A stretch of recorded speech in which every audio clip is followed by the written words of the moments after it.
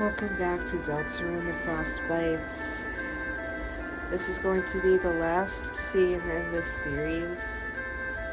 Let's see how this sequel will end.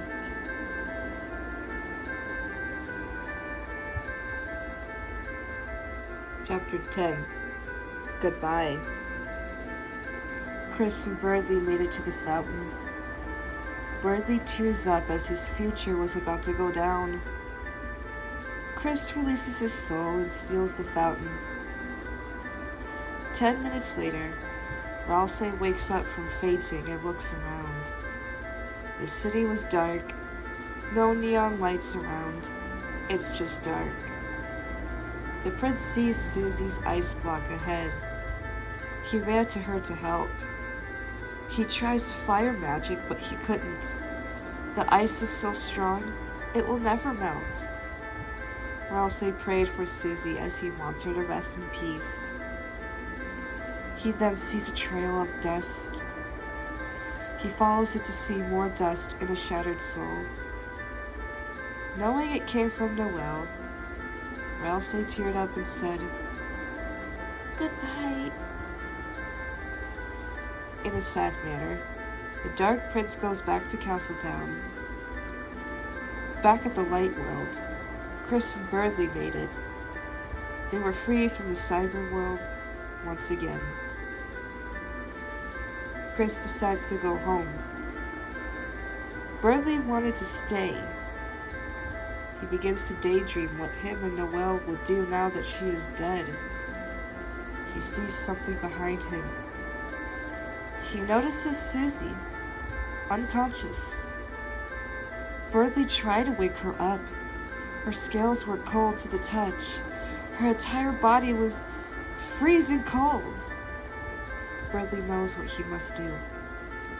He carries her to the dark alleyway since she's homeless. He walks by the police station.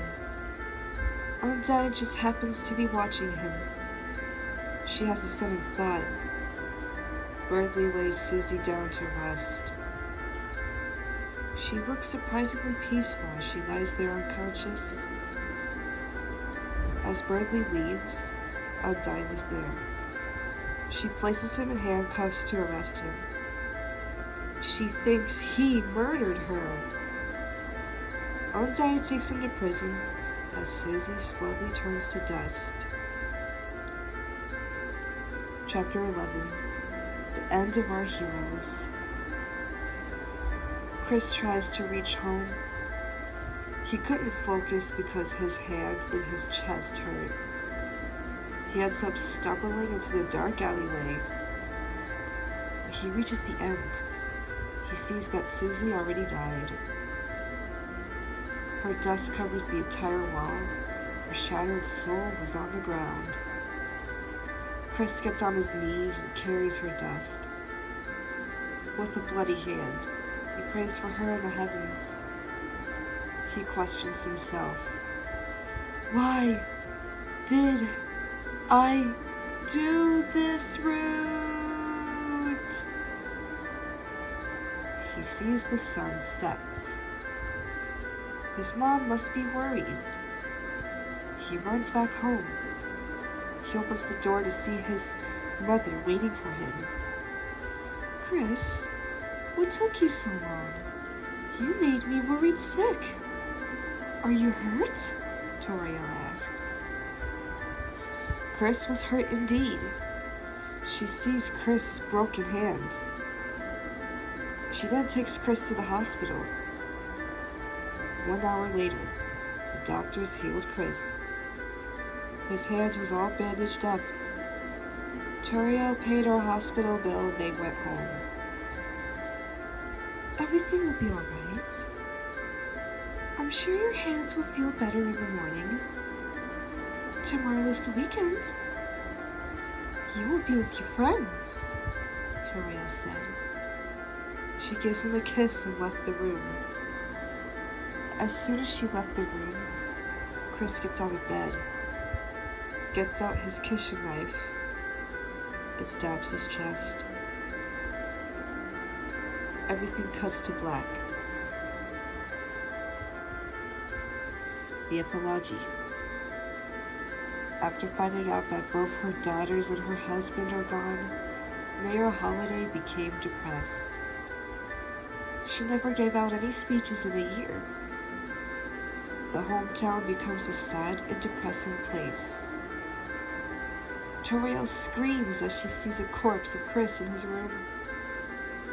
Her screams wake up Bradley as he slept in the prison cell. Undine writes a letter to Miss Alphys. She wants to be able to help her as the town gets worse.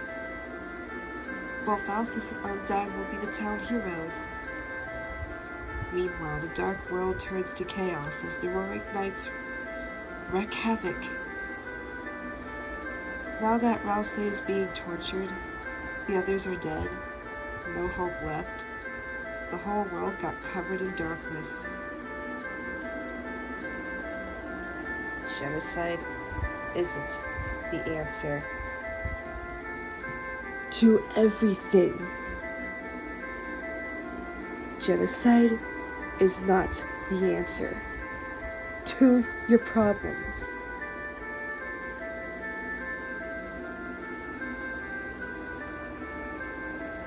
Well, that was Deltarune, The Frost Bites. Let's just hope that someone out there makes an AU of that game, turn it into a Flash game, and then have someone play it. Well, if anyone, it's not gonna be me. I just made this up, and to tell you the truth, I don't like Snowgrave. It makes me sad, but I respect your opinions on it.